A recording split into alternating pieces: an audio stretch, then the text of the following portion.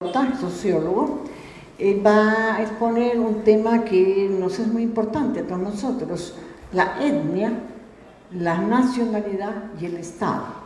Entonces, en torno a esto, porque aquí decimos siempre etnocaceristas, ¿no? Pero ¿qué cosa será etnocaceristas, ¿no? Vamos a ver qué es etnia, para saber cómo nos definimos, por dónde vamos a saber la diferenciación entre una etnia y nación y en qué es el Estado, cómo se compone el Estado, ¿no? Entonces, a ver, por favor, atrás, Rosario, por favor. Ya, entonces vamos a ver, ¿no? Yo les ruego, no estén hablando, porque acá parece que hay un problema de eco, y aquí en la mesa se escucha, ¿no? Y entonces perturba un poco a la persona que está hablando, porque nosotros no estamos leyendo, estamos pensando y transmitiendo conocimiento. Entonces, cuando se ponen a hablar, nos perturba en el hablar, ¿no? A nosotros, porque se mete acá el ruido.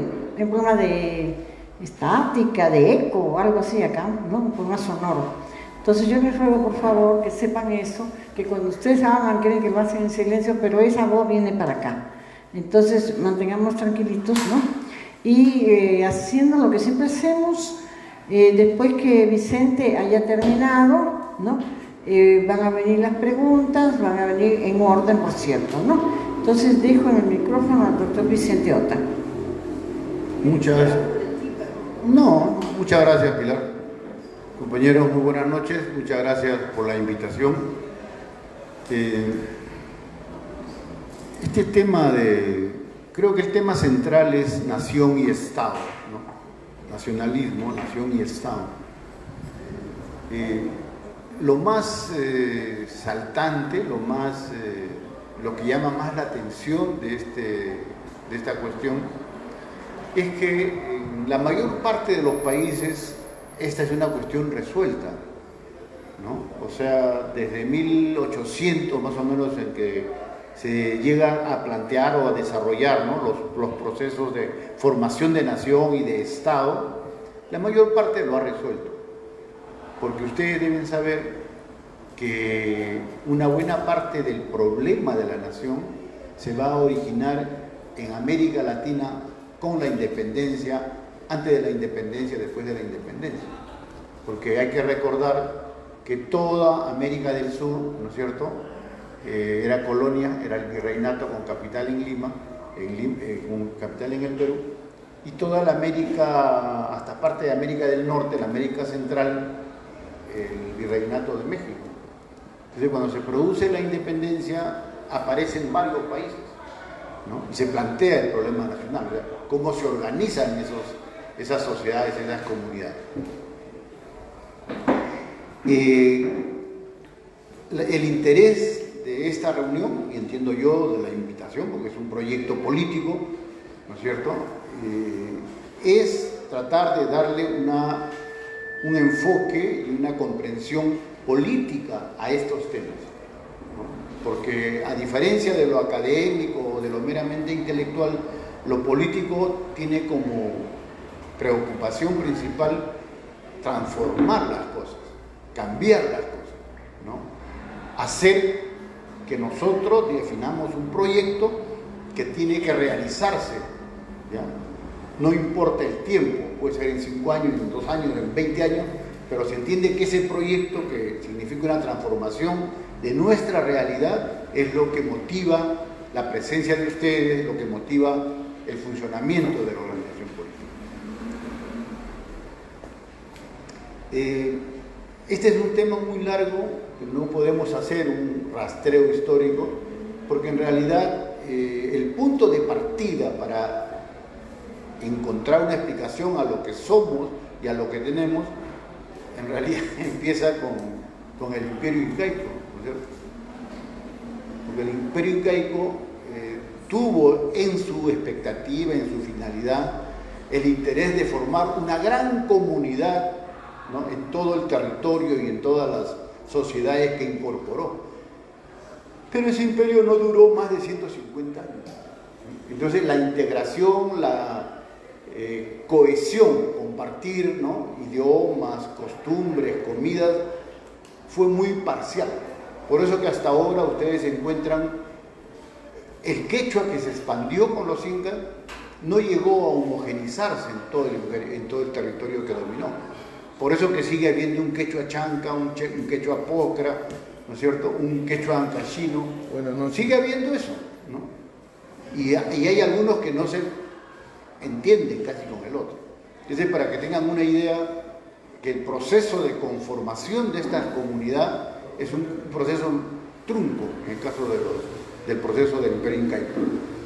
En segundo lugar, un momento fundante de la nación pudo haber sido la independencia, ¿no es cierto? ¿No? Hasta ahora el discurso que todos conocen es que se liberó de los españoles, ¿no es cierto? La independencia fue la liberación del Perú de la dominación española. Pero en realidad eso no sucedió así. Lo que fue la independencia fue esencialmente un cambio en el control del Estado, ¿no? O sea, los hijos de los españoles que habían nacido en el Perú querían ser ellos los que tuvieran el control del Estado, porque la ley, ¿no es cierto?, lo que se establecía en ese momento era que para tener el control del Estado, el poder, las mayores propiedades, las mayores riquezas, tenías que ser español nacido en España.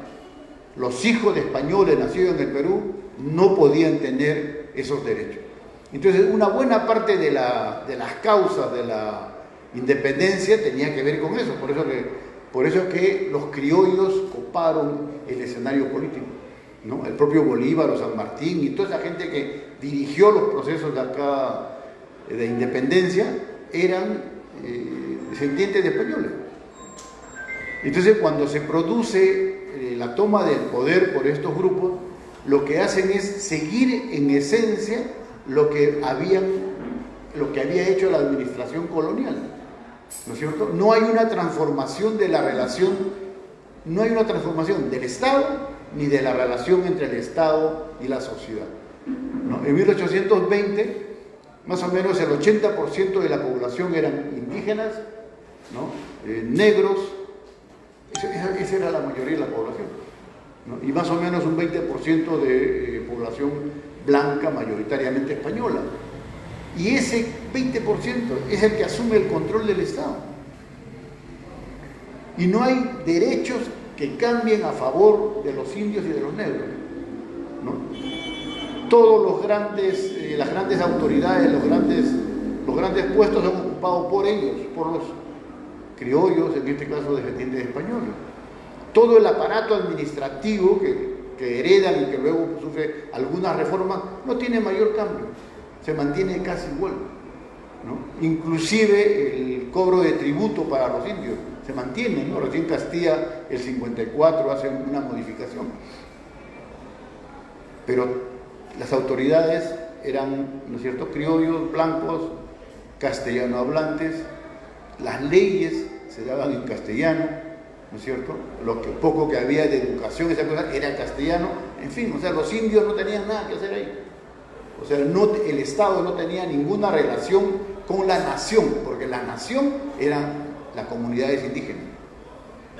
Entonces, no avanza nada en la formación de la nación. Al contrario, en algunos casos, el Estado que sale de la independencia, ¿no?, hace cosas más perjudiciales contra los indígenas, ¿no? ¿Por qué? Porque en el periodo anterior la colonia había llegado a un acuerdo de convivencia con los indígenas. Esa es una de las cosas que se rompe, por ejemplo, en 1824 con Bolívar, ¿no? Cambia la ley de propiedad de las tierras y dice que las tierras de las comunidades sí podían ser enajenadas, compartidas o vendidas. Cosa que en la colonia había llegado a un punto donde ya las comunidades, las tierras de las comunidades es intocable, es inviolable.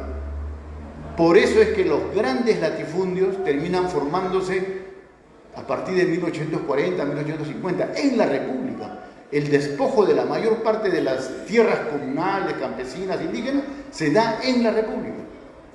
O sea, en ese sentido, ese Estado fue peor incluso que el Estado colonial en relación a los indios, ¿no? Entonces, y es una cosa que no ha quedado clara, ¿no? Porque todo se explica por los libros de historia, por la gente que hace, ¿no?, los políticos, los opinólogos, y ellos dan la versión que ha construido este Estado, en el fondo colonial, ¿no?, que es la misma versión. Ahora hemos estado en el Bicentenario, ¿no? ¿Qué cosas han celebrado en el Bicentenario? No ha cambiado, esencialmente no ha cambiado. Ahora, hablando de esto, de nación, nacionalismo, ¿cuál es el cambio más grande que se produce en el siglo XX? Desde la independencia hasta el siglo XX, es Velasco. Los cambios más grandes que se dan en el Perú para derechos, ¿no?, sociales, para protección, ¿no?, de los indígenas, es Velasco, ¿no? O sea, miren ustedes. Bueno, voy a mencionar de todas maneras porque es parte del tema. La guerra con Chile, la derrota de la guerra con Chile, es una especie de parte, ¿no?, de incentivo de la idea de la nación, de pensar la nación. O sea, hasta la guerra con Chile, desde la independencia, todo estaba bacán, ¿no es cierto? Gobernaban los mismos pichones coloniales, lo mismo. La guerra con Chile es lo que crea un trauma, ¿no es cierto? Rompe toda esa idea de que estaba bien, el Perú estaba bacán, ¿no? ¿Por qué? Porque los mismos blanquitos, criollos de siempre tenían el control, ¿no?, y la explotación de todo, entonces estaba bien. Y la guerra con Chile es como echarle un balde de agua cuando estás durmiendo feliz debajo de la palmera. Entonces, no es cierto. Bueno, y ustedes que acá son parte del movimiento etnocacerista, saben que el mayor mérito y la construcción de esa imagen heroica, legendaria de Cáceres, viene, ¿no?, por el papel que juega en la guerra con Chile. Es eso lo que ha hecho a Cáceres, ¿no es cierto? Pero eso produce cosas mayores que lo de Cáceres, ¿no? Produce, por ejemplo, la reacción, ¿no?, de un sector importante de la intelectualidad, de los peruanos que piensan y viven en el país, ¿no?, que no pueden aceptar esa derrota en las condiciones en que se produjo. Y uno de ellos, el mayor seguramente, fue González Prada. Y él es el primero, en 1900, 1910, el primero en decir abiertamente, públicamente y difundir que el problema es que no éramos un país integrado, no éramos una nación. ¿Y por qué decía él? Porque las 4/5 partes de la población del Perú vive en la serranía, vive en las cadenas montañosas. Y esa gente no tiene ninguna relación con la 1/5 parte que vive en la costa. Y está desintegrada, está marginada de ese estado, de esa sociedad. Entonces, eso es lo que ha producido nuestra derrota. Quién sabe, ese es el mayor aporte de González Prada. A diferencia del resto de intelectuales y de figuras importantes, de González Prada van a ser Mariátegui, ¿no? De alguna manera van a ser Vallejo, el propio Gran Valdelomar. Ellos lo que van a ver es que lo que dice González Prada es verdad, es razonable. Y por eso que entre el 27, ¿no?, o el 26 y el 30-31 se forman los dos partidos políticos más importantes del siglo XX en el Perú, ¿no? El Partido Socialista, que forma Mariátegui, y el Partido Aprista, que forma Haya de la Torre. Los dos partidos van a reivindicar esas preocupaciones de González Prada, ¿no? ¿Cómo hacemos una nación? ¿Cómo construimos una nación? ¿No? Ya ustedes saben la historia del APRA, ¿no? Terminó pasándose al otro lado, terminó derechista, terminó como parte de los que ellos querían combatir. Ahí terminó, ¿no? Como Adría, como Manuel Prada, en fin. Y el partido de Mariátegui es el único que mantiene desde entonces, porque el primer debate teórico importante, ya, políticamente hablando, se da el 28, 29, ¿no? En esta discusión de punto de vista antiimperialista, ¿no?, y el antiimperialismo y el APRA. Ahí esa es una discusión crucial. ¿Por qué? Porque ahí se decide qué camino, ¿no?, de largo plazo estratégico iba a desarrollarse en el Perú para independizarlo verdaderamente. Entonces ella dice que como somos un país tan atrasado, tan débil, no podemos ir al socialismo. Entonces nos vamos a quedar en el capitalismo, pero que sea nacional, que no haya una dominación de los Estados Unidos o algún imperialista, y cuando se desarrolle ese capitalismo, ahí se pensará hacer socialismo. En cambio, Mariátegui decía al revés, No se puede, ¿no?, salir de la dominación imperialista, de la dominación capitalista, si no se parte desde el comienzo con la idea de que hay que ir al socialismo. Es el socialismo el que nos lleva, ¿no?, a una sociedad distinta. Ese debate ha durado desde 1930 hasta ahora. Hasta ahora. ¿Cuál es el problema crucial que sucede en el 70 con Velasco? O sea, ¿por qué las reformas de Velasco descolocan a todos los partidos políticos? Descoloca a la derecha, descoloca a la izquierda y liquida al APRA. O sea, el APRA en realidad se liquida con las reformas velasquistas. ¿Por qué? Porque Velasco hace las reformas que los apristas decían que debía hacerse, ¿no?, para que se desarrolle el país. ¿Se dan cuenta? Por eso el APRA no muere cuando Alan García roba o se tira un balazo. O sea, los proyectos políticos no mueren, ¿no es cierto?, por una persona. Mueren cuando la idea que ha encarnado en la sociedad, que la gente cree, dejan de ser seguidas, dejan de ser asumidas. Entonces, una vez que se hace la reforma agraria, que se hace la reforma industrial, que se hace una actitud de control, de contención del imperialismo, es esencialmente lo que el APRA había pregonado desde el 30 al 69, al 70. ¿No es cierto? Y también sucede casi lo mismo con la izquierda. ¿Por qué la izquierda, miren ustedes, está descolocada hasta ahorita? ¿Por qué? Porque la izquierda, de alguna manera, ¿no?, planteaba esas mismas cosas, ¿no?, que la tierra para los campesinos, ¿no?, autonomía frente al imperialismo. O sea, Velasco los deja sin rollo. Entonces la izquierda no sabe reubicarse y reposicionarse, ¿no?, para ver qué proyecto político es el que debe seguir el Perú para avanzar. Y acá vamos al tercer punto, ¿no? Entonces, Velasco es mucho más avanzado que Cáceres, que todo eso es mucho más, ¿no? Velasco hace lo que, en este caso, sobre todo Mariátegui, porque ustedes se acuerdan cuando leen 7 ensayos, Mariátegui dice, el principal problema del país es la tierra, ¿no? El problema de la tierra, ¿no? La cuestión del sometimiento, el servilismo, el despojo de los indios es su ausencia de participación en la tierra. Eso es lo que dice Mariátegui, ¿no es cierto? Y Velasco, ¿qué hace? La reforma agraria. Entonces, lo que hace Velasco, miren ustedes, más allá de lo que él hubiera querido ser, su intención o no, son los hechos. Velasco produce los cambios políticos, ¿no?, nacionales más avanzados del siglo XX. ¿Por qué? Porque él también ataca los problemas de la nación, los encara. Porque ¿qué significa el reparto de la tierra hacia los campesinos, a los indígenas? Dejan de ser indios, pues, en la idea anterior, ¿no?, que no tenían nada, que eran siervos, que eran pongos, que eran, ¿no?, gente sin ningún valor ni dignidad. Entonces el valor de la tierra los hace campesinos y los hace personas en la idea que había hasta ese momento.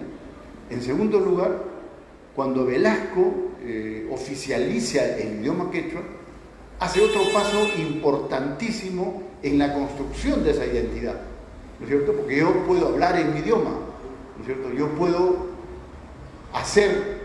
desenvolverme en la sociedad en mi idioma, cosa que no era posible.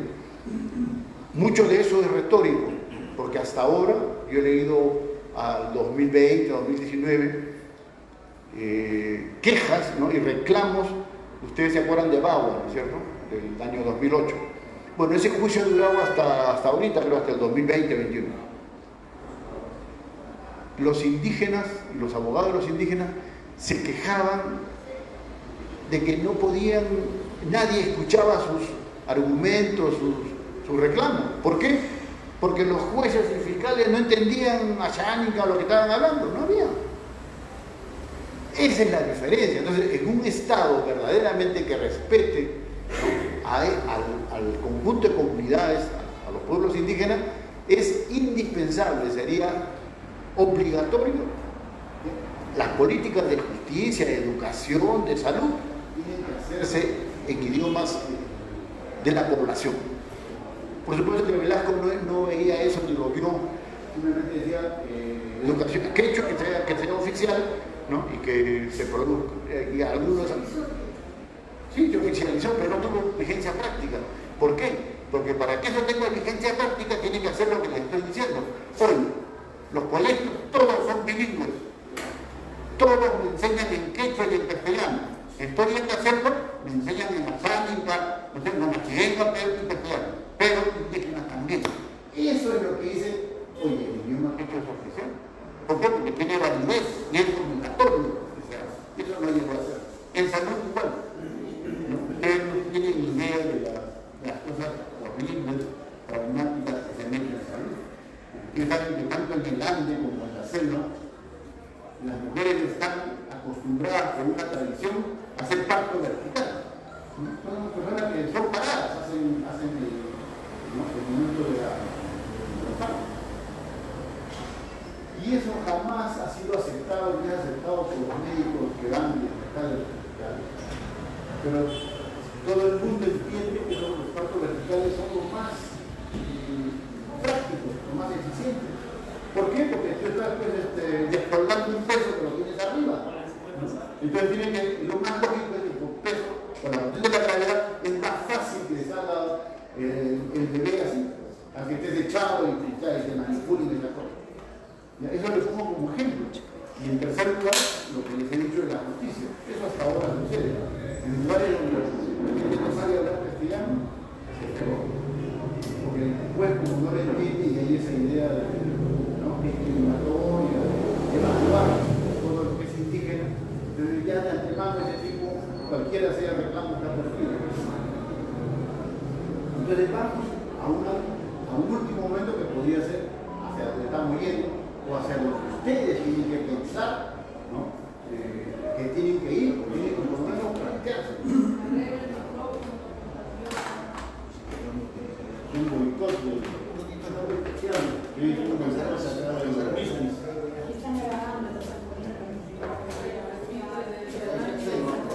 no le ha gustado que hable en defensa de cambio.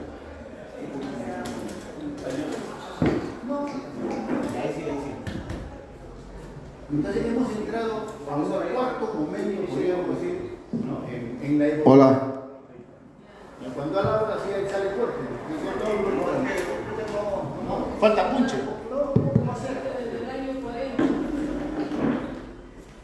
O sea, podríamos decir que Velasco cierra un capítulo, ¿no es cierto?, importante en la afirmación de la nación, ¿no?, de la comunidad nacional y de intento de reformulación, de cambio del Estado, ¿no? En estos 160 años que hay desde la independencia hasta Velasco, ¿no es cierto?, es primera vez que se dan las medidas como les he mencionado.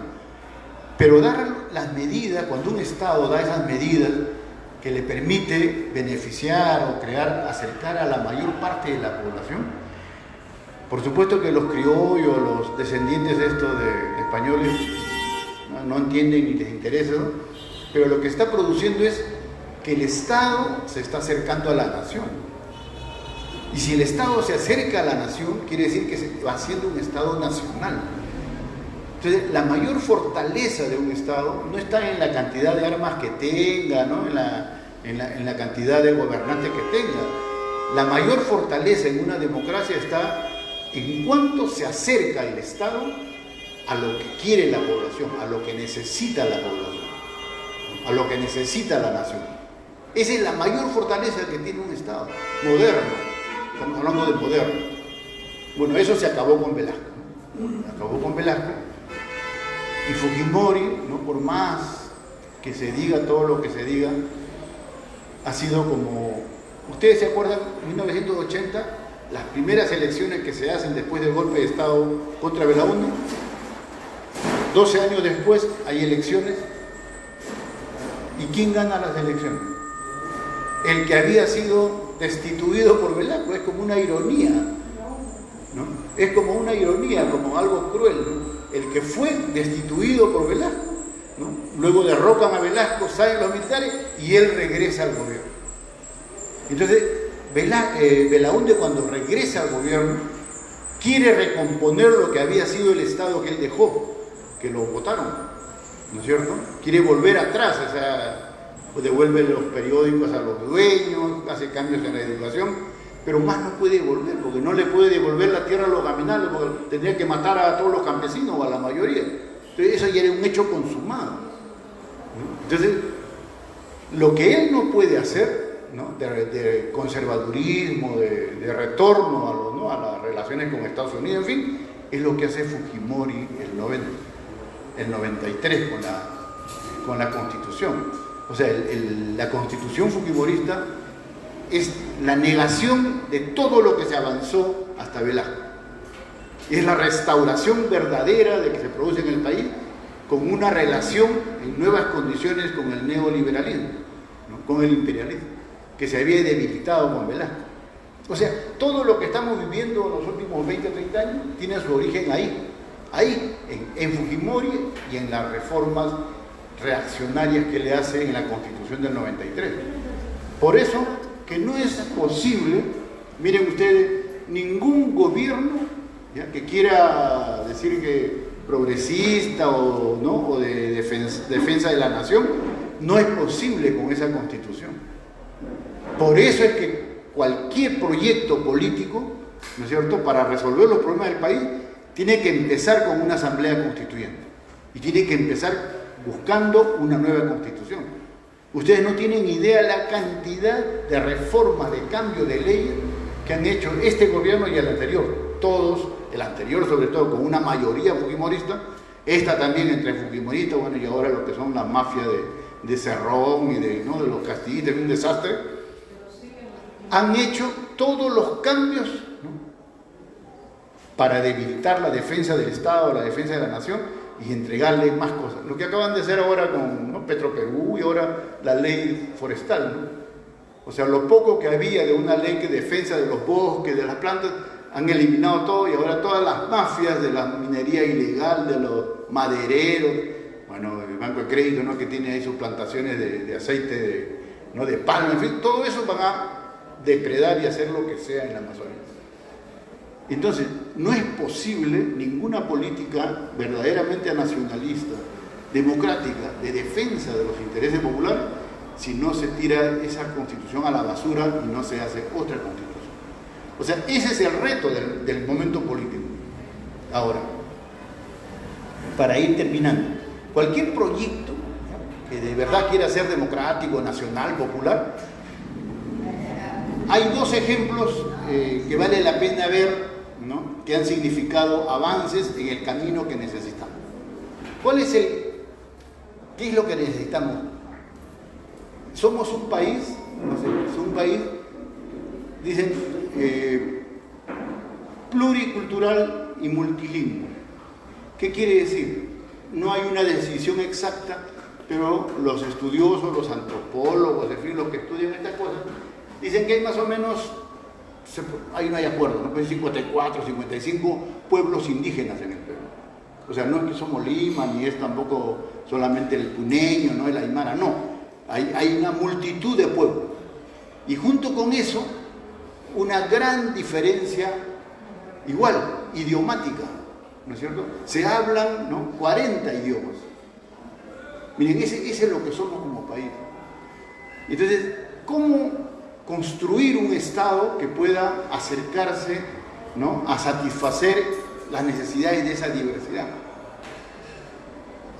Hay dos experiencias cercanas a nosotros que valen la pena ver.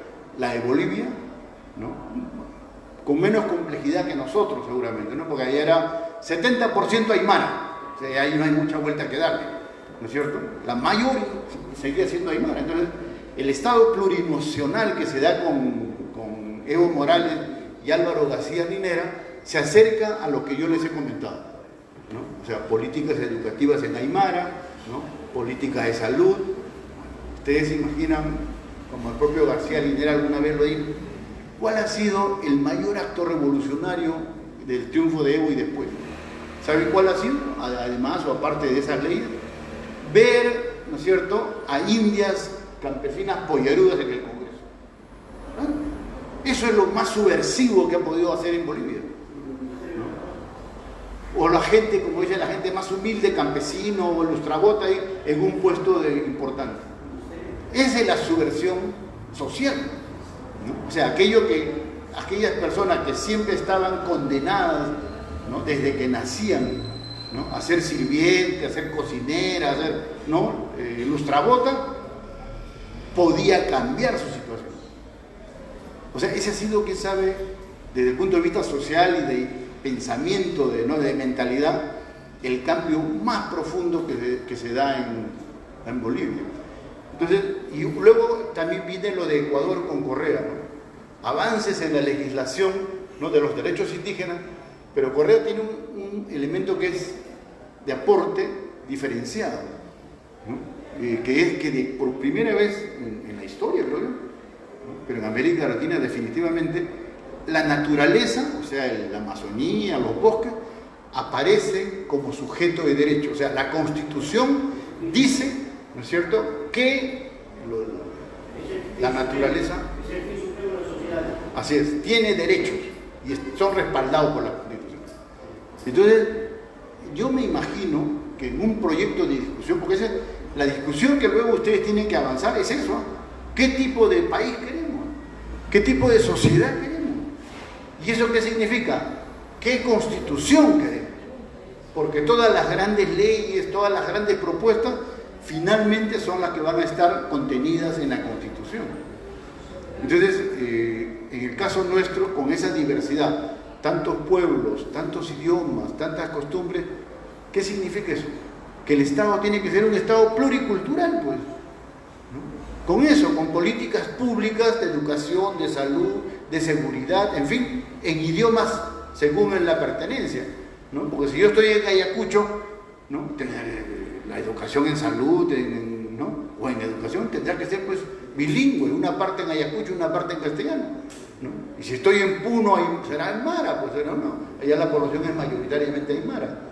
Igual, ¿no?, si estoy en Amazonas, una parte del contenido de la política pública tendrá que ser en machivenga. O sea, ese es el reto que tiene nuestro Estado, que nuestro proyecto político, hacer un Estado de esas características. Eso es lo más avanzado y lo más moderno, ¿no?, lo que corresponde al siglo XXI. Por eso ya hay que olvidarse, ¿no?, inclusive hasta de Velasco. Velasco hay que tomarlo como un ejemplo, no como que hay que volver a Velasco. Velasco fue bueno en el 70, ahora estamos en 2020, ¿no es cierto? No había internet, no había ¿no es cierto?, computadora, entonces no podemos volver a lo mismo. Ahora estamos ante retos diferentes. Entonces, el proyecto político que tiene que trabajar una organización seria como la que ustedes quieren, ¿no?, fundar, quieren llevar adelante, tiene que presentarse asumiendo los retos del siglo XXI. Entonces, los retos del siglo XXI son pluriculturalismo, políticas públicas interculturales, respeto de los derechos indígenas de los pueblos y en lo posible de la naturaleza, como dice la Constitución ecuatoriana, ¿no es cierto?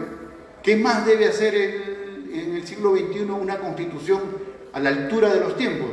Ambiental, ¿no? La defensa, los derechos ambientales son fundamentales, ¿no? ¿Por qué? Porque el planeta no solamente un país o dos países. Ya miren ustedes los climas que vivimos, eso del COVID, eso es un problema que tiene que ver con el cambio climático, ¿no? ¿Por qué? Por una razón muy simple. El cambio climático, las temperaturas que están produciendo ahora, alteran todos los organismos vivos, alteran, ¿no? Hay un cambio genético en todo, en los animales, en las bacterias, en todo, en las plantas. Entonces, y hay cambios que ya el organismo humano no puede controlar, ¿no? O sea, que ya no tiene seguramente, su sistema de defensa no está habilitado para esos cambios. Entonces, la defensa de la protección ambiental tiene que ver con una defensa de la vida, de nosotros mismos, ¿no? Y por supuesto de las generaciones posteriores, ¿no?, de nuestros hijos, de nuestros nietos. Porque si esto sigue así, imagínate que nosotros con la Junta estamos ahí bataleando para no morirnos con el calor, con 3, 4 grados, la gente se va a morir caminando, ¿no es cierto?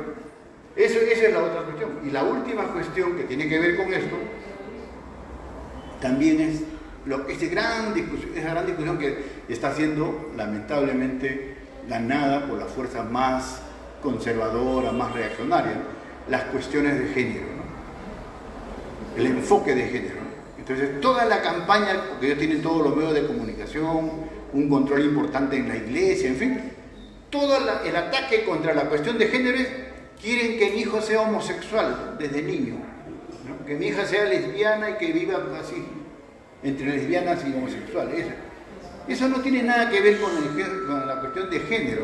La cuestión de género dice, su contenido esencial es: oye, en una sociedad donde el 50% es mujer y el 50% varón, no puede ser que el 50% de varón cree que tiene todos los derechos y las mujeres no, o tienen muy pocos derechos. Acceden menos a la educación, acceden menos a buenos puestos de trabajo, por lo general no tienen la misma remuneración que el varón. Ese es el enfoque de género. O sea, oye, que cada uno, ¿no?, se desarrolle y se ubique socialmente según su capacidad. No importa si es hombre, si es mujer, ¿no? Si sabe, si es eficiente, si es bueno, en fin, tiene que estar en el lugar que eso le permite. O sea, ese es el sentido del género, ¿no? Pero como vivimos en un país tan conservador, tan lleno de prejuicios, entonces le han dado la vuelta, ¿no? Y dicen: no, el enfoque de género quieren para que todos los maricones y las lesbianas vivan ahí tranquilas, desde chiquitos se desarrollen. O sea, no es una cosa de terrorismo para los padres, para los desinformados. Entonces, les cuento como anécdota, ya tampoco, no sé si lo debo decir. Ustedes saben que alguien que apareció, bueno, terriblemente un político que surge en los últimos años, es este señor Roberto Sánchez, que es congresista, ¿no?, que lo dejó en la calle a Yehude Simón, ¿no?, que era el que había fundado el partido, que era su papá, su padrino, ¿no?, le metió una patada en el trasero y le cerró la puerta.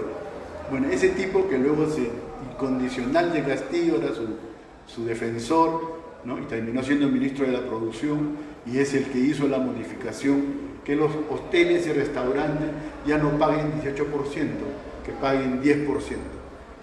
Ese es un cambio terrible y por supuesto es básicamente coima, ¿no? ¿Cuánto le han dado para que él acepte esa ley? Ya no lo sabemos. Pero lo que quería decir es que por una serie de circunstancias él ha estado al borde de que lo saquen, ¿no?, que lo suspendan y que lo saquen. ¿Y saben qué es lo que ha impedido? Él sigue ahorita ahí colgado de una pita. ¿Sabes qué es lo que ha impedido que los desafore, que la persona que lo va a suceder en el cargo es un transexual, ¿no? Es uno que se ha hecho, ¿no?, sus operaciones, ¿no? Entonces es un trans, ¿no? Entonces, como hay tantos conservadores y reaccionarios, por eso no lo votan, porque si él sale, entra el trans. Para que vean ustedes, ¿no?, las cosas que dentro de toda esta maraña de tonterías y de ideas conservadoras. Entonces, yo termino con lo siguiente, ¿no es cierto? Creo que cualquier desafío en el Perú ahora, políticamente hablando, es un desafío muy grande. Ya lo de Castillo es casi anecdótico, ¿no? Pero ustedes tengan la seguridad que si no se hace una asamblea constituyente y una nueva constitución, nada va a cambiar, nada, porque ya todas están cambiando la constitución y haciéndolo para que sea más reaccionario, más lleno de trampas, de mafias y de robo. Y si no hubiese asamblea constituyente y ganase un candidato contrario al sistema, si ese triunfo no significa, ¿no?, una mayoría congresal, igualito que lo anterior, nada va a poder hacer. ¿Por qué? Porque han hecho todas las formas posibles para que no se puedan hacer modificaciones. Cualquier modificación solamente podrá hacerlo si es que el Congreso lo aprueba. Es lo que ellos llaman los candados, los seguros, ¿cierto?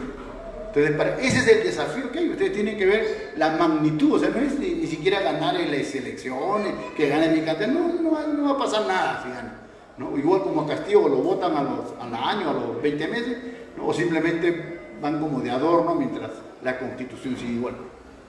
Y en tercer lugar, como les digo, una Constitución para estos tiempos tiene estas características, ¿no? Tiene que ser intercultural, recoger los derechos de los pueblos indígenas tantos largos años excluidos, olvidados, marginados, ¿no es cierto? Tiene que haber una prioridad por los derechos ambientales y tiene que haber una preocupación y también por estas cuestiones de género. O sea, esa es la Constitución del siglo XXI. Esa es la Constitución que se emparenta o se mide con cualquier constitución, la más moderna en el mundo. No hay constituciones tan avanzadas, pero eso es parte de las cosas que hay que hacer, ¿no? Y bien por ustedes que tienen esa expectativa, ese deseo de cambio que el Perú necesita tanto, ¿no? Muchas gracias, compañeros.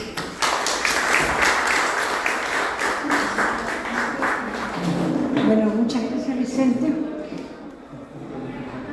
Por acá. No nada más, perdón. Bueno, espérate un momentito.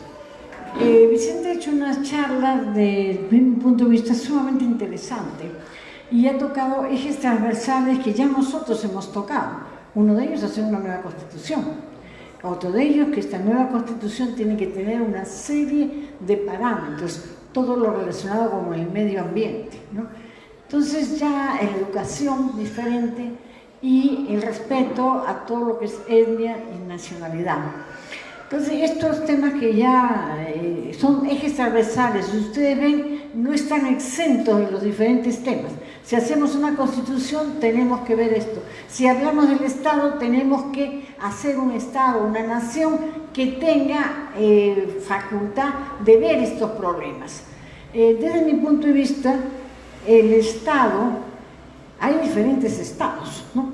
Nosotros tenemos un Estado que condiciona las leyes, las normas y está estructurado para apoyar a un grupo social o en este momento a unas transnacionales y al grupo social.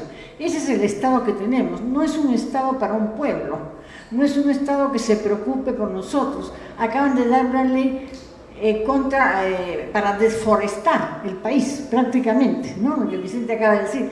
Y sí, se ha dado una ley hace muy poco sobre eso, ¿no? Es un absurdo, fíjense lo voy a decir, es un absurdo que por el hecho de ser un transexual no pueda asumir un puesto. Siempre hemos dicho que la opción sexual es personal, pero no es condición o para adquirir el puesto o para que no me lo den. Eso no es condición, ¿no? Entonces llega a ser un absurdo que se mantenga a una persona que está trabajando inconvenientemente porque el accesitario, me imagino que es, ¿no? El accesitario, si el caso que lo saquen a Sánchez, el que llega es un transexual.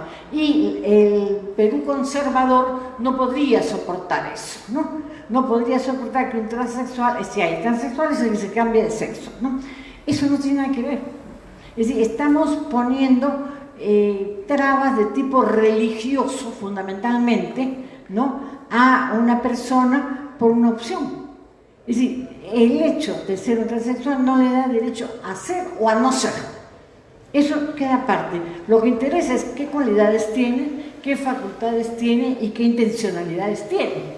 Puede ser una persona que esté a favor del pueblo, perfectamente. Y su opción sexual es un asunto de él.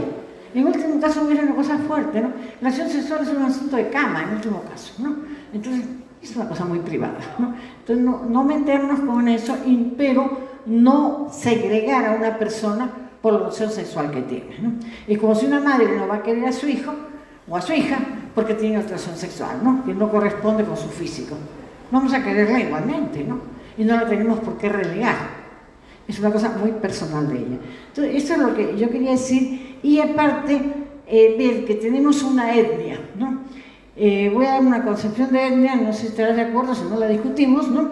Para mí, la etnia es un grupo, un conjunto humano, digamos, una sociedad, ¿no? Que está unida por asuntos, digamos, de cultura, por asuntos de idioma, o sea que venimos de un mismo pasado, que tenemos un idioma, que tenemos una territorialidad más o menos establecida, y si no están en el mismo territorio, están cercanos, porque hay etnias que están en territorios cercanos, pues no en el mismo, pero nos sentimos identificados con un pasado común.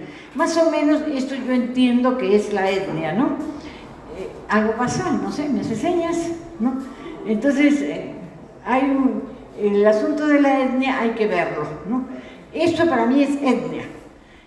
La nación ya es un conjunto, la sociedad en su conjunto, que puede estar reunida por varias nacionalidades. Y el Estado es la organización política y administrativa. Lo que pasa es que el Estado no siempre ha respondido a los intereses de las etnias y de las naciones. El Estado siempre responde a una capa social o a una capa socioeconómica, diría yo. En este momento este Estado está respondiendo a la potestad de abrir el país a las transnacionales, ¿no? Para que se apoderen del Estado. Entonces, para mí, un poco esa sería una diferenciación entre las tres cosas. Si se es etnocacerista, entiendo que se es etnocacerista, ¿por qué? Porque los que acompañan a Cáceres en la época de las montoneras son de determinadas nacionalidades, son chancas, son huancas, son guaris, entonces por eso son las etnias que están acompañando a Cáceres y que luchan contra la invasión de Chile, ¿no? Entonces esto es por eso es etnia, y cacerismo me imagino que viene de Cáceres, que es el conductor, ¿no? Que hace una pelea muy fuerte a la invasión chilena, inclusive se pelea con toda la sociedad limeña, ¿no? Que en realidad está haciendo una guerra, muchos a favor de Chile, ¿no? Porque hay que hablar las cosas bien claras. Lima y un gran sector se pone a favor de Chile porque son sus mismos intereses económicos, ¿no? Entonces, para mí eso es el etnocacerismo y esa es una etapa de Cáceres, ¿no?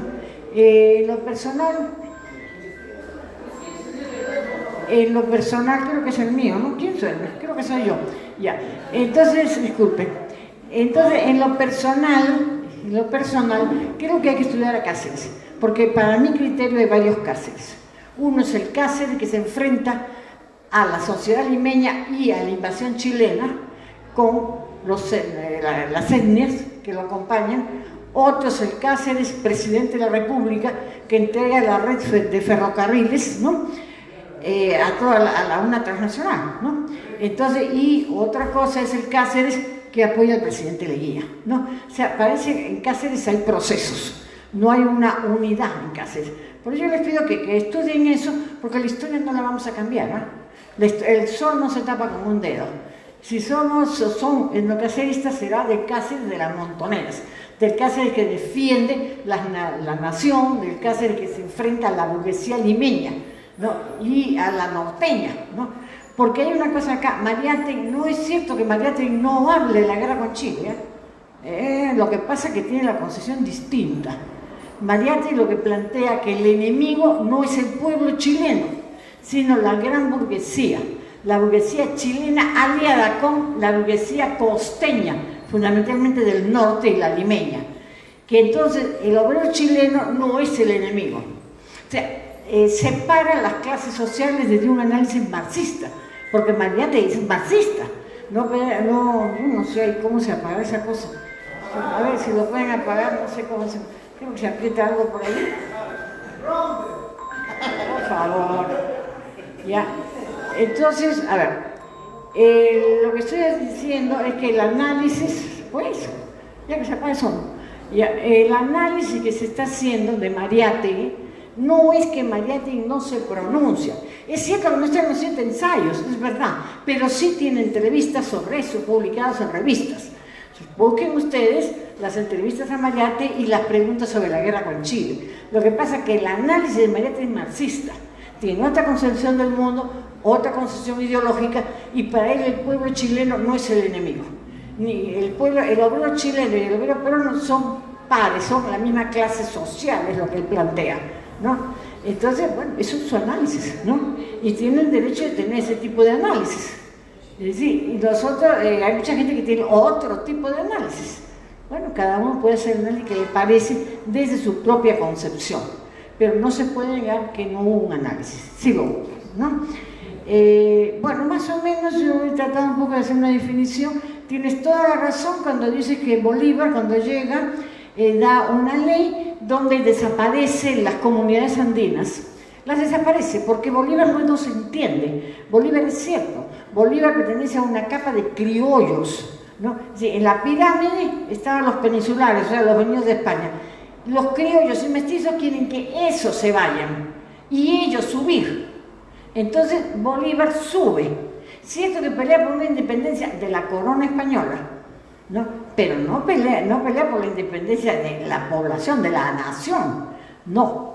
Es una capa social que va a subir. Los que celebran pues, el bicentenario, bueno, se sienten criollos, pues está bien, si quieren sentirse criollos que se sientan. Cada uno puede optar por la opción que mejor le parezca, ¿no? Pero, y allí Bolívar la desaparece, ¿y qué es lo que ocurre en la práctica? Las haciendas, al decir, esta es propiedad privada, ¿no? Y les entreguen en propiedad privada, el hacendado extiende sus límites y se coge a las comunidades. Por eso es que se decía en los periódicos, vendo la hacienda tal con tantas comunidades y tantos indios. Así se vendían las haciendas, ¿eh? Yo lo he visto cuando yo era joven, todavía había eso, ¿no? Se vendían con indios y todo, y tantas comunidades. Y pasaba a ser el patrón de todos esos indios, el nuevo dueño, ¿no? Y Bolívar después se da cuenta de la barbaridad que hizo, ¿no? Y retrocede. Pero ya tarde, ya el mal estaba hecho. Ya se habían cogido las tierras, ¿no? Las tierras de los ayos colindantes. ¿Y quiénes eran entonces los hacendados? Eran por los corregidores. O sea, los descendientes de los corregidores o descendientes los que tomaban las tierras. Y entonces pasó los ayos, que yo le llamaba comunidades de indios, pasaron a ser propiedad del hacendado, ¿no? Eso se produce por una mala intervención y por una incomprensión de Bolívar, ¿no? Eso es real, eso no se puede negar. Y bueno, él tiene varios planteamientos, yo creo que en el accionar Bolívar va tomando espacios y va conociendo, ¿no? Porque también tiene cosas muy interesantes, pero uno de sus errores ha sido eso.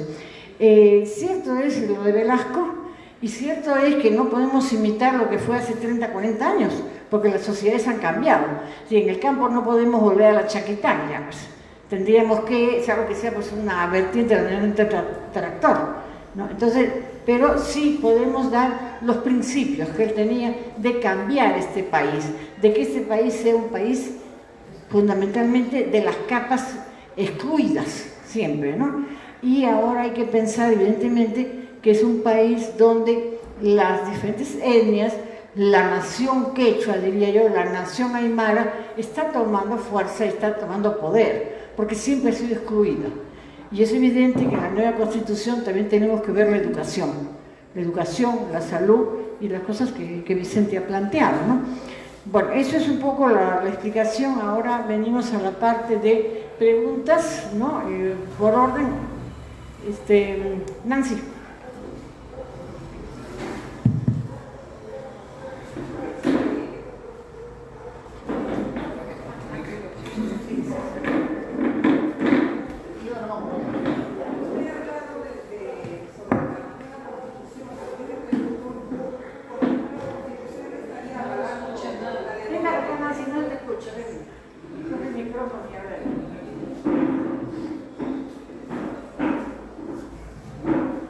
Sí, usted ha hablado sobre la nueva Constitución, ¿no? Pero con la nueva Constitución no estaríamos avalando la del 93, porque nosotros los caceristas estamos con la Constitución de 1979. Una nueva Constitución es justamente para echar al tacho de basura la del 93, justamente, ¿no? Y se retomarán algunas cosas que se hicieron bien en la del 79, ¿no? Pero una buena parte del contenido será lo que se ha comentado acá, ¿no? Las cosas de los nuevos tiempos, de la nueva época, pero los derechos sustanciales estarán en la orientación o más avanzados que lo del 79, o sea, la defensa de los recursos naturales, los derechos de los trabajadores, los derechos de los campesinos, nuestras políticas de protección, ¿no? En general del pueblo y restricción de todo lo que es ahora hasta lo obsceno de la dominación extranjera, de la dominación de los grandes monopolios, ¿no? Entonces, ese es el sentido. Por eso que una nueva Constitución no puede hacerse solamente porque nosotros nos pongamos a hacer unas leyes, ¿no? Tiene que cambiar en primer lugar, ¿no? Tiene que haber un convencimiento un apoyo de la mayor parte del país, de la mayor parte de la población. Y en segundo lugar, eso tiene que traducirse, como les digo, o en una asamblea constituyente, que es la que hace la nueva constitución, ¿no? Y si no fuera el caso, en una mayoría congresal, que es el que cambia, ¿no?, las leyes, los artículos de la constitución. O sea, por eso es que la nueva constitución tiene que tener ese contenido, esa orientación. Sí, compañero.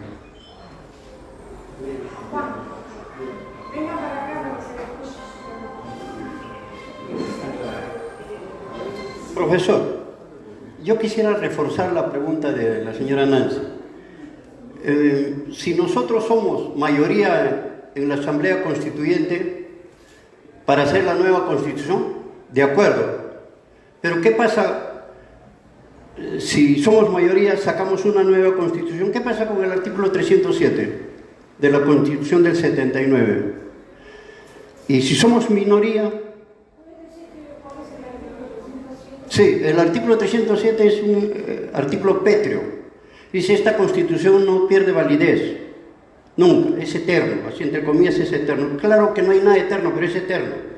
Y solamente 2 países en el planeta Tierra tienen ese artículo, nosotros, el Perú, y México.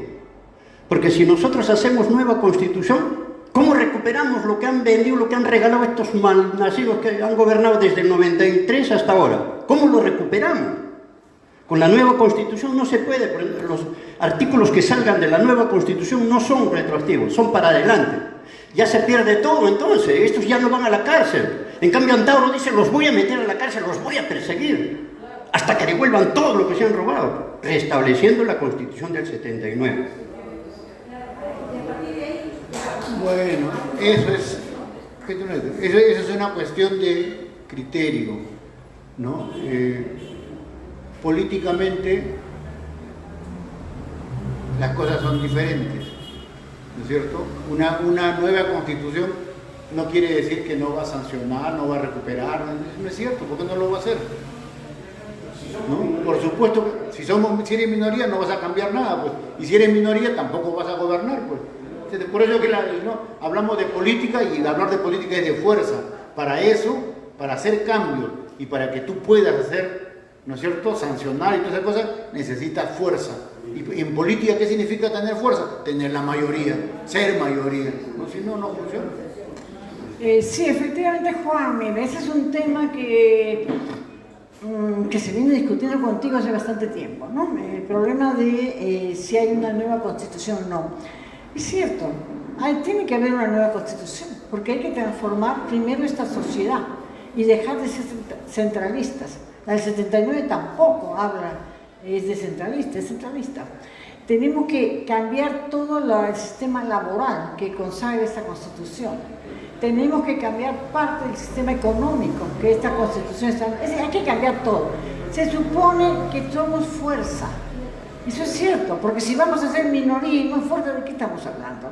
Entonces, pues, por favor, baja el brazo.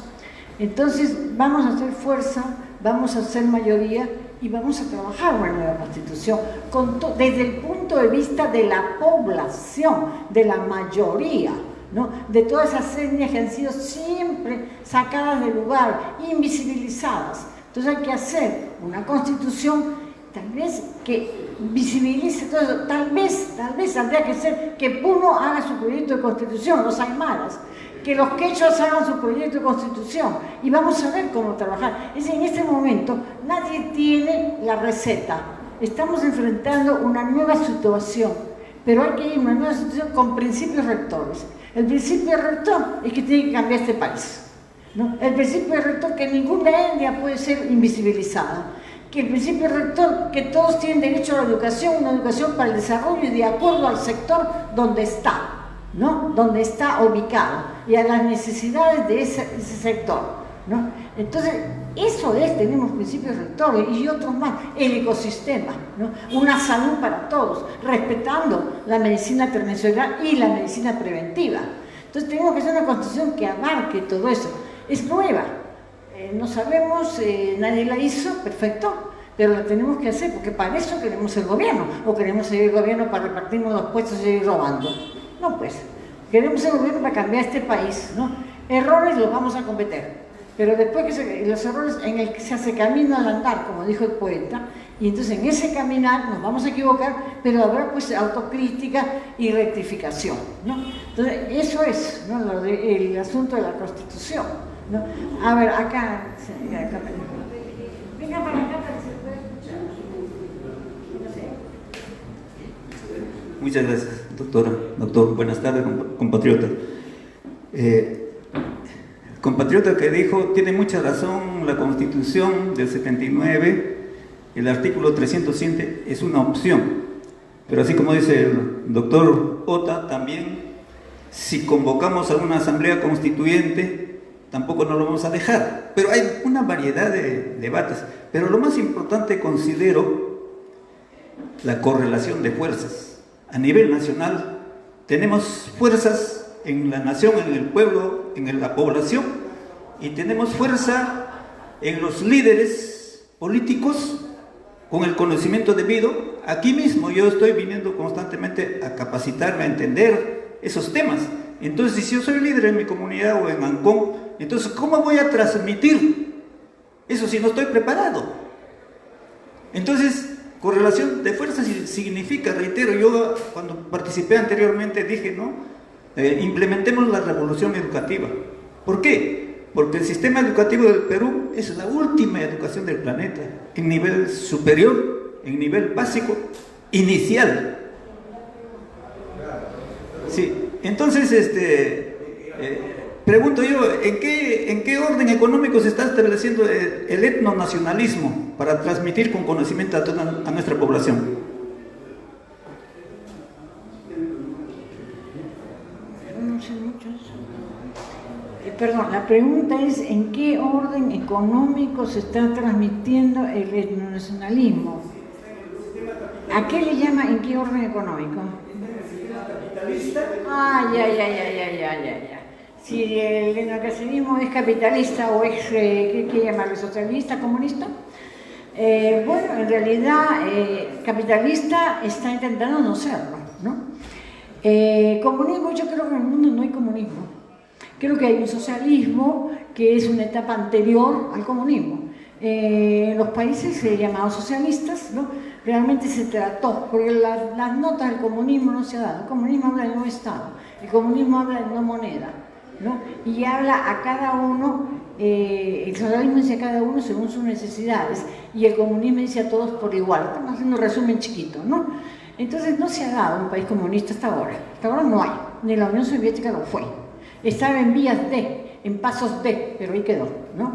Y los otros países igual. Entonces, para mí, no se ha dado un país comunista hasta este momento. Sí se ha dado miles y somos nosotros un régimen capitalista. Yo creo que, es un pensar mío, que lo que se está tratando es de cambiar la sociedad, es decir, con ciertos principios rectores. Principio rector del colectivismo, pongamos. Una sociedad donde hay acciones colectivistas, sí, ¿no? Haya una sociedad donde exista reciprocidad, la reciprocidad andina, una sociedad basada en la cosmovisión andina fundamentalmente, ¿no?, con los principios filosóficos y básicos de la cosmovisión andina. Eso es lo que se está tratando de hacer. Ahora, es un caminar, es un andar. Nadie tiene la receta mágica. Se está tratando, no capitalismo, porque eso hemos vivido, el individualismo no puede seguir así. Ese mito de la propiedad privada a ultranza, ¿no? Pongamos, ¿por qué se cometen tantos feminicidios? Porque en las capas pobres, ¿no?, la mujer es la propiedad que no tienen, y por eso nos matan. Y eso no se ha tocado el día de ayer, el día de la mujer, ¿no? Pues hay que tocarlo, ¿no? A las mujeres las matan, ¿por qué? Porque es la única propiedad privada que tienen, no tiene otra. Y entonces no puede permitir que la propiedad privada se vaya y se pierda, y simplemente cuello con ella, y por eso las matan. Es decir, porque hay un enaltecimiento de la propiedad privada. ¿Hay propiedad social? Sí, habría que tener propiedad social. A ver, sí, hay que hacer un camino al andar. En este momento recetas mágicas no las tiene, pero sí le aseguro que capitalismo no. Y yo no creo que exista en ningún país el comunismo. Existe procesos socialistas, posiblemente un proceso socialista andino, posiblemente sí, que se va a construir, ¿no? Se va a ir construyendo. Recetas mágicas no las hay, Sobre eso no se ha trabajado, ¿no? Hay ideas, hay cosas sueltas, eso es más o menos, ¿no? A ver, el del fondo está para...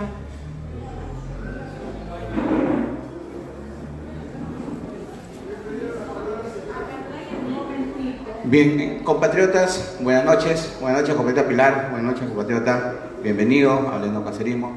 Primero pedí disculpas, estoy con short, vengo del trabajo.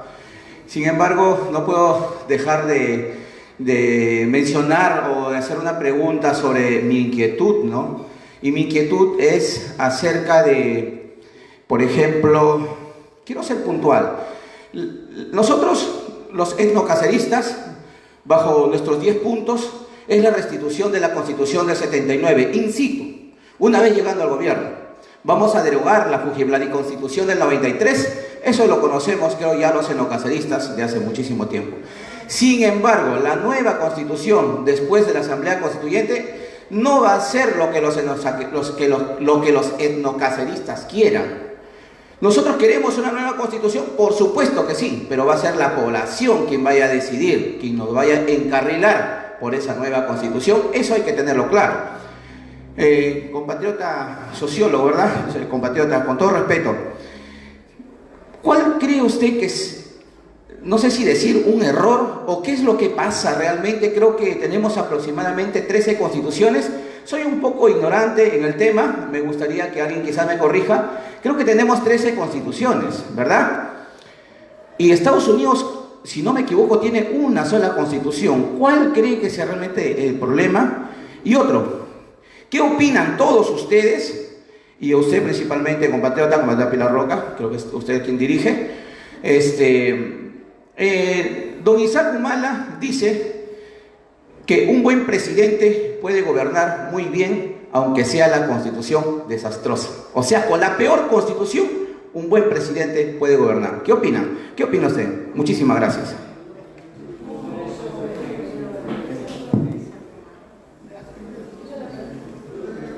Mire, compañero, de lo que dice el compañero que ha intervenido, lo siguiente. O sea, el mundo ha cambiado mucho y el Perú también ha cambiado. Nosotros mismos hemos cambiado, ¿no? Acá hay personas que son más o menos cercanos a mi generación. Nosotros somos la generación que empezó con los teléfonos fijos en la casa, ¿no? Que los más avanzados llegamos a escribir en máquina, ¿no? Tenía máquina de escribir. Todo eso ya no existe, ¿no es cierto? Ahora tienen celulares, tienen internet, tienen Facebook, en fin. Entonces les pongo eso como ejemplo, simplemente para entender por qué la Constitución, ¿saben qué? Depende qué idea se tenga de la Constitución, ¿no? La Constitución mejor, más sólida, ¿no? Más adecuada para el país, será la que responde con mayor cercanía y propiedad a sus necesidades, al tiempo que vive, en el tiempo que se vive.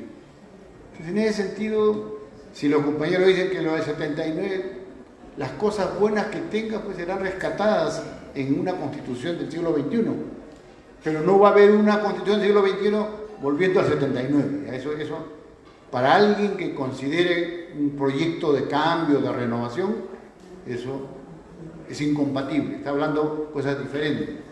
Ahora, lo que dice don Isaac Humala, bueno, yo entiendo, ¿no?, que también hay que ver la trayectoria y la cultura, pues, de don Isaac, ¿no es cierto? Él seguramente cómo se ha formado políticamente en una época, en fin, las cosas se podrían hacer así, pero ahora no, eso no es posible, ¿no? O sea, la Constitución es como decir todas las columnas y las paredes de esta casa, ¿ya? Y tú no puedes decir, yo voy a cambiar esta casa, no, yo voy a hacer otra casa, ¿no?, aunque sea con las mismas columnas y las paredes. Eso simplemente son voluntad, ¿no?, ideas, deseos, pero eso no es la realidad, ¿no? Entonces eso es lo que yo podría decir. A ver, un momentito, Elisa, por favor. Elisa, siéntate. Miren, estamos acostumbrados a ser ordenados, ¿no? Así que por favor sigamos. Exactamente lo que dice don Isaac es un problema de don Isaac. Nosotros somos la alianza de trabajadores, etcétera, etcétera. Somos una alianza. Quiere decir que aquí estamos etnocaceristas y no etnocaceristas también. Y para gobernar hay que hacer alianzas, ¿no? Entonces, bueno, cada uno tendrá una manera de pensar, pero en el andar juntos vamos a tener que andar en función de algunos puntos comunes, ¿no? Y tenemos que concordar en unos puntos, en otros no vamos a estar de acuerdo, ¿no? Para eso es una alianza, ¿no? Entonces no solamente esa alianza integral, bueno, lo que se dice es cierto, pero lo que se ha escrito en el Jurado Nacional de Elecciones no es el etnocacerismo, es la alianza, y esa alianza va a tener que extenderse y traer más gente, porque tenemos que gobernar un país, ¿no? Con gente que tiene diferentes maneras de pensar. Y ya hemos dicho en ocasiones anteriores que la Constitución es el modelo de país que queremos, es la carta que nos va a permitir hacer o no hacer cosas, y por eso tenemos que cambiar la Constitución, porque esta Constitución no nos va a dar el modelo del país que queremos, ¿no? Eddie, por favor.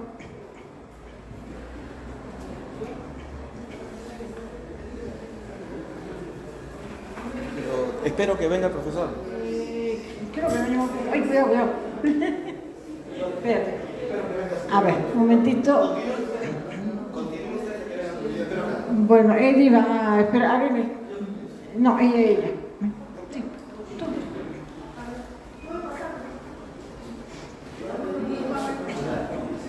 Cortito, porque. Sí, cortito.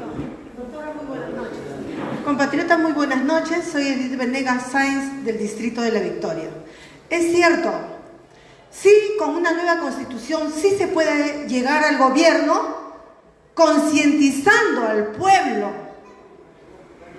en distritos, regiones, haciendo mesas de trabajo y con la voz popular, con una asamblea popular, como ha dicho el mayor. Es cierto, compatriotas. Porque siendo él el presidente, va a realizar muchos cambios,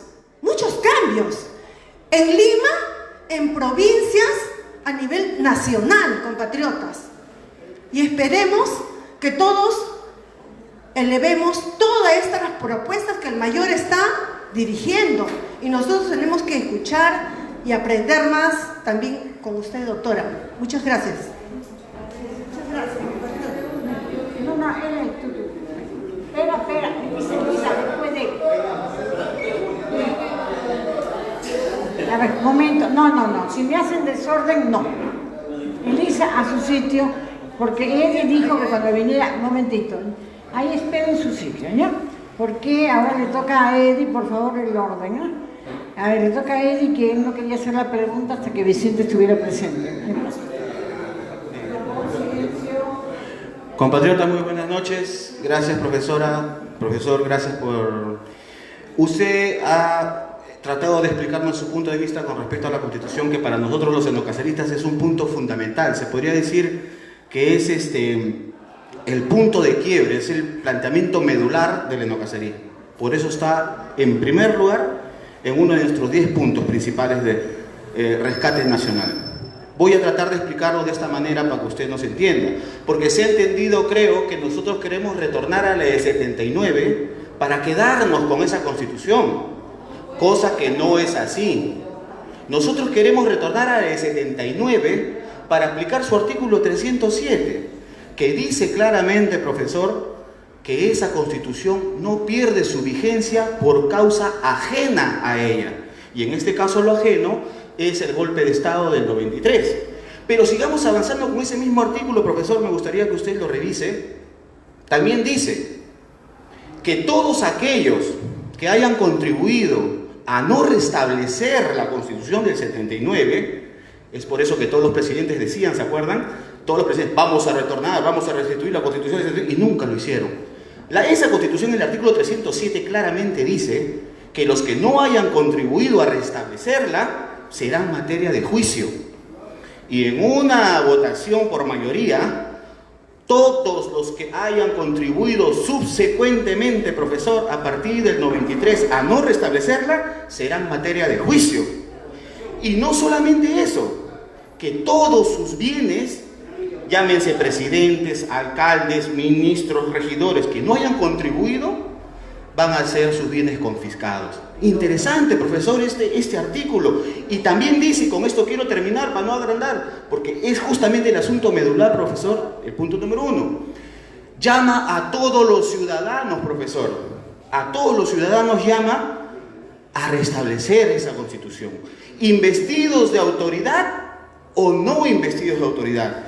Entonces es justamente el espíritu, se podría decir, medular del etnocacerismo, el restablecimiento de la Constitución del 79, no para quedarnos con ella, sino para aplicar su artículo 307, en tanto pasa toda esta situación, se convoca a una nueva asamblea constituyente, donde participen organizaciones políticas, gremiales, sindicales, estudiantiles y todos los que quieran venir en pos de una patria etnonacionalista. Gracias, profesor.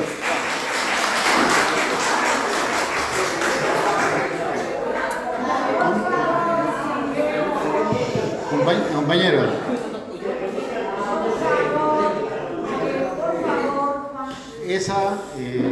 efectivamente veo que es el primer punto de la propuesta de ustedes, es respetable, ¿no es cierto? Pero yo creo que el camino o el enfoque es otro, ¿no? Yo creo que hay que hacer una nueva Constitución, que uno pueda decir, vamos a tomar como base o referente, ¿no? O vamos a rescatar los principios del 79, está muy bien, pero eso de volver al 79, esa es una cuestión de opción, ¿no? O sea, no tengo nada contra él, pero son opciones. Vicente, no se está planteando, a ver, por favor, no se está planteando quedarnos con la Constitución del 79, lo que se está planteando es que una vez, vamos a poner que Antauro Humano llega a la presidencia y tiene un congreso interesante, entonces la Constitución del 93 no va, mientras está la Constitución del 79, pero ahí no se vamos a quedar. La idea es que se va a formar un congreso constituyente para pronunciar una nueva Constitución. Eso en la práctica van a ser como 2 años. Al ser, por favor, silencio, en la práctica van a ser como 2 años, mientras se convoca, mientras trabaja, y mientras tanto habrá que gobernar con la Constitución del 79. Esa tengo entendido yo que es la idea, pero no quedarnos con la Constitución del 79, ¿no? Eso está por ahí. Doctora. Elisa, por favor. No, perdón, después Elisa. Antes que nada, buenas noches, compatriotas. Antes que nada, buenas noches, compatriotas. Compatriotas, buenas noches. Disculpen, mi voz es muy fuerte. Bueno, compatriotas, el tema es sobre un punto que quería tocar de la doctora Pilar, que antes mencionó, acerca de las alianzas que el mayor Antauro tiene que hacer y el etnocacerismo. Compatriotas, como muchos saben acá, yo he estado en el etnocacerismo varios años. Después me di cuenta que seguía en el etnocacerismo pensando todavía, pero me di cuenta que el mayor Antauro tiene que tener otras alianzas también. Sí, me siento etnocacerista, pero también el mayor Antauro es más que el etnocacerismo. No, es el etnocacerismo, pero también se tiene que unir a otras fuerzas, como otros partidos políticos, otros movimientos. Bueno, ya se están haciendo, por eso yo les pido no encasillar netamente Antauro. El etnocacerismo tiene su voz, claro, pero no solamente Antauro el etnocacerismo, también otros partidos y otros movimientos, a los licenciados, por ejemplo, las organizaciones de licenciados, que son numerosas. Hay otros partidos, por ejemplo, el Partido Patriótico del Perú, Perú Moderno, y otros partidos que se están sumando. Es más, este domingo voy a ir a una reunión que van a tener un partido con los licenciados, y así estamos sumando fuerzas. O sea, no hay que ser sectarios. Yo antes he sido sectario, no lo voy a negar, pero después me di cuenta que el Perú es más amplio, los problemas del Perú es más complejo. Por eso tenemos que estar uniendo fuerzas, tanto en los grupos de izquierda como en los grupos de derecha. Pero en los extremos de izquierda y los extremos de derecha, eso sí, nada que ver. Porque, compatriotas, así como tenemos que hablar los patriotas nacionalistas, los caviares también se van a liar. La extrema derecha también se van a liar. ¿Perdón? A la pregunta. No, es una aportación. La pregunta es que ¿vamos a seguir sectarizados como antes o vamos a tener una mentalidad más amplia? Es un mensaje, mejor dicho. Ya, bueno, es un mensaje. Elisa, por favor. Primero Elisa. A ver, orden por ahí, Juan.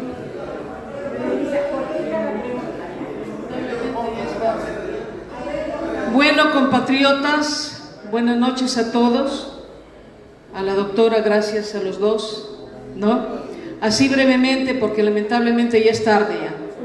Lo único que voy a recalcar es lo que dijo el compatriota, que es la verdad. Acá, miren, buenos juristas dicen que ya hasta no solamente puede ser el presidente el que restituya la Constitución del 79, sino lo puede hacer un abogado, lo puede hacer cualquier peruano que sepa de constituciones. Podemos restituir nuestra verdadera Constitución, la del 79, y además esta Constitución actual no nos gobierna para el bien de los peruanos, para nuestra nación, sino gobierna para los extranjeros, para las transnacionales, para los grandes monopolios, oligopolios y ahora las élites que nos están matando, que nos están obligando, nos están atentando en contra de nuestro clima, etcétera, etcétera. Entonces acá lo que tenemos que hacer los etnocaceristas es el deseo de nuestro líder Antauro, es que tenemos que restituir nuestra verdadera Constitución del 79, especialmente aplicar la 307, ¿no?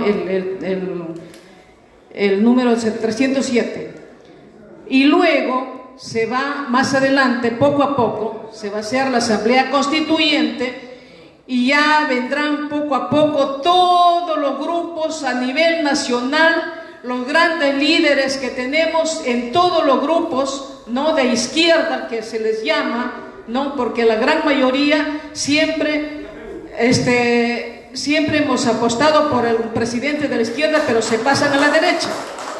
Entonces acá tiene que ser una nueva Constitución poco a poco preparada a nivel nacional, plurinacional, con todos los grupos los que tenemos en nuestro país.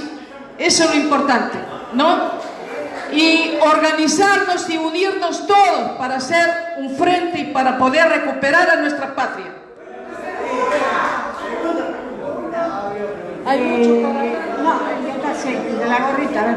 Miren, por favor, si se van a portar como criatura de 12 años, vamos a cerrar esto, ¿no? Y no hacer... A ver, por favor, Edith. A ver, venga. Ya, por favor, más respeto. Hermana Pilar, buenas noches, señor. Buenas noches a todos, agradeciendo a Dios.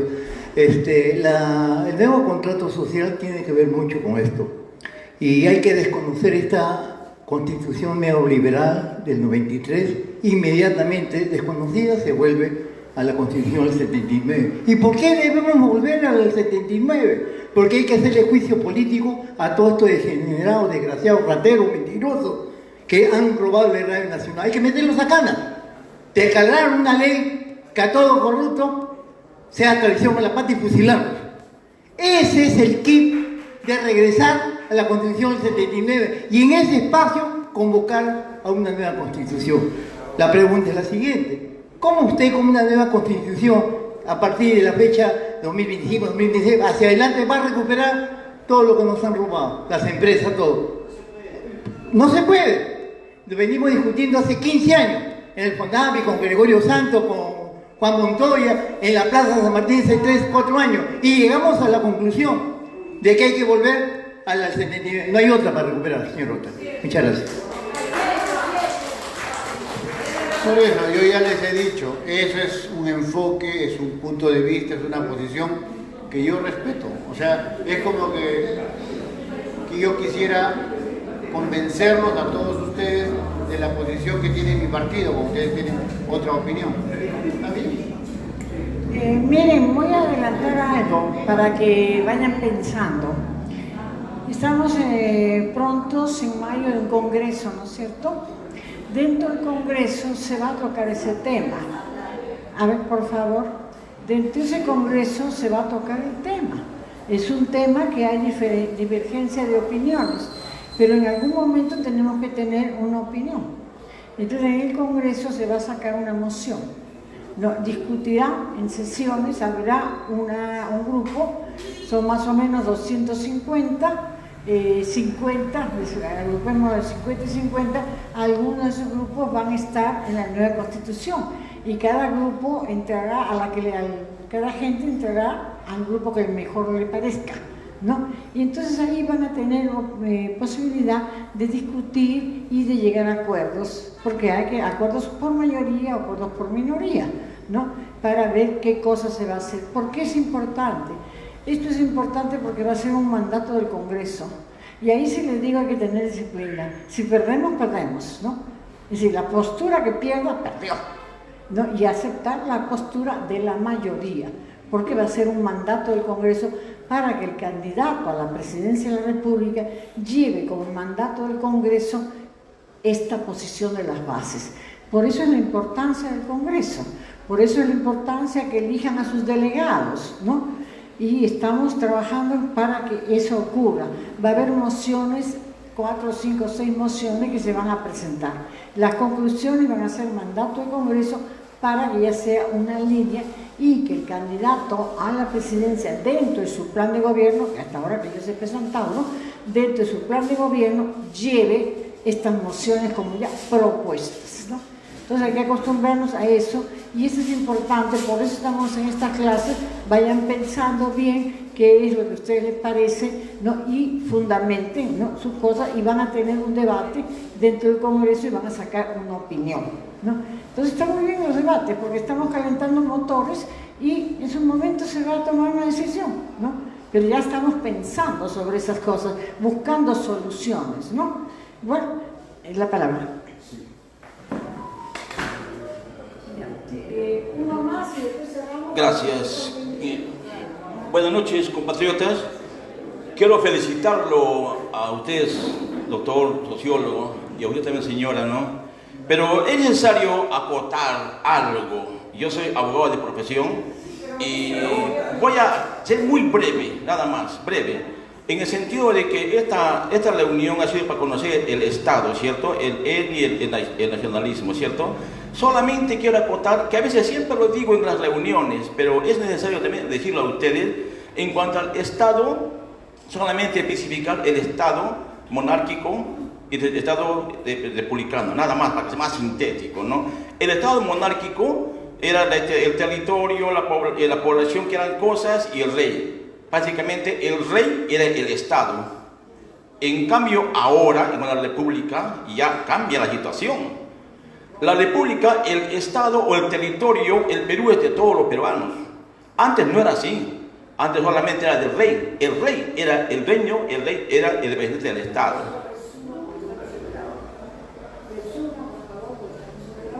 Ya, en breve. Bueno.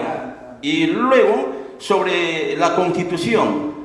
La Constitución que yo he revisado muchas veces, yo les pregunto a ustedes si ustedes han leído la Constitución. Yo seguro que no han leído ninguna de la Constitución, pero sin embargo quieren un cambio de Constitución. La Constitución que tenemos del 93, 79, en una de las partes dice, en el artículo 31 de la Constitución 79, dice que el Estado hace conocer obligatoriamente la Constitución, los derechos. Yo les pregunto, ¿ustedes los conocen? Con la Constitución 79, ¿han conocido algún derecho? Ninguno. Entonces,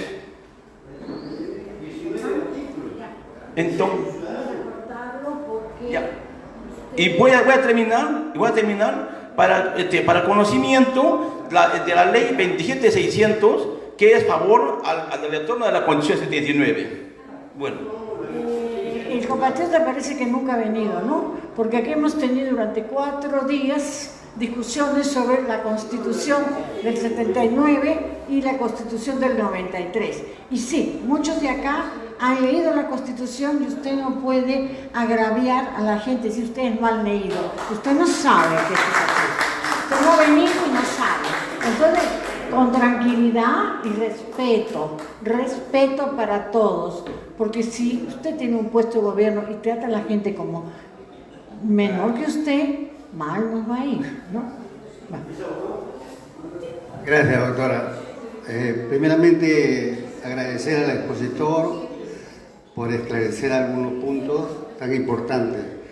Es cierto, y felicitarlos más que nada acá a las distintas bases y felicitarnos todos porque el trabajo se está haciendo poco a poco, ya se dice, el camino andando, ¿no? Ahora bien,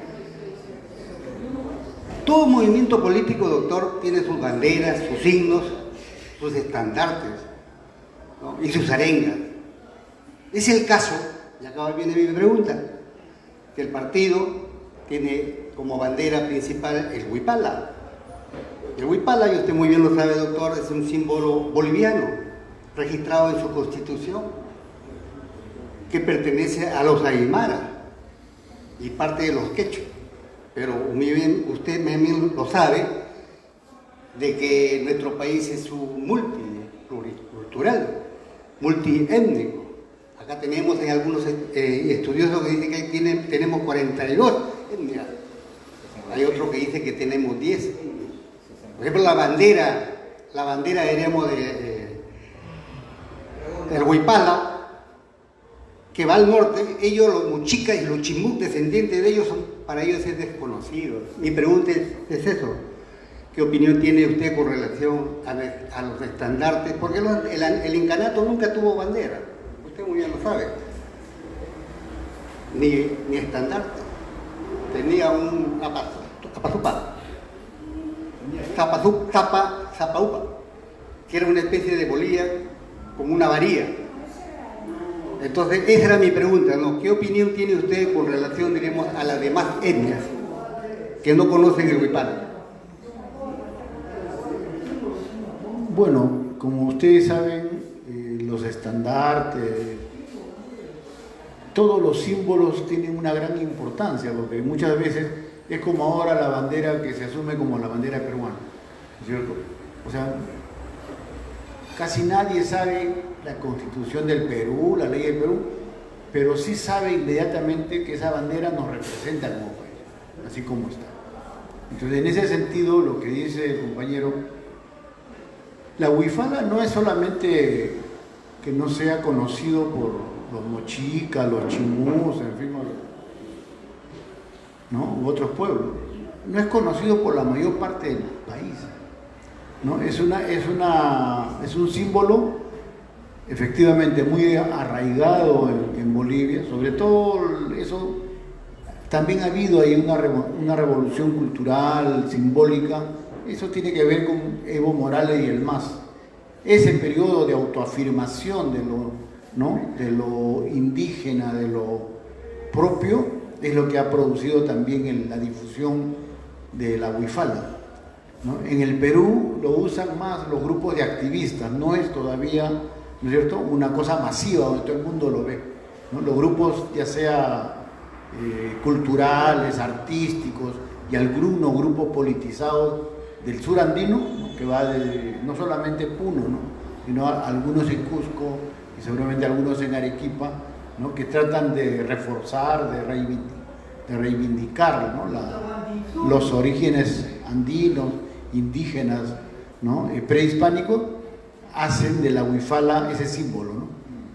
Porque el símbolo es bien interesante, ¿no?, porque aparentemente simboliza los colores del arco iris, pero en esa representación de colores del arco iris, ¿no?, lo que esa bandera quiere decir es la unidad de la diversidad, o sea, que representaba a muchos pueblos que se estaban agrupando, que habían sido incorporados al imperio incaico, ¿no? Creo que ese es el sentido de la huifala, y por eso tiene modernidad, tiene proyección, porque si tú le das, ¿no?, una relación con lo que estamos hablando, ¿no?, de un país pluricultural, ¿no?, multidiomático, entonces estás reconociendo esa amplitud y esa diversidad, ¿no? Y creo que en ese sentido es su vigencia, ¿no?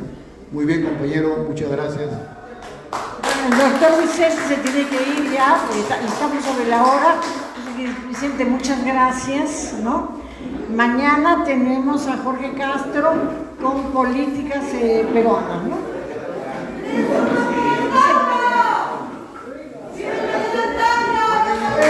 A ver, compatriotas, un ratito, por favor. Mire, compatriotas, un ratito, por favor.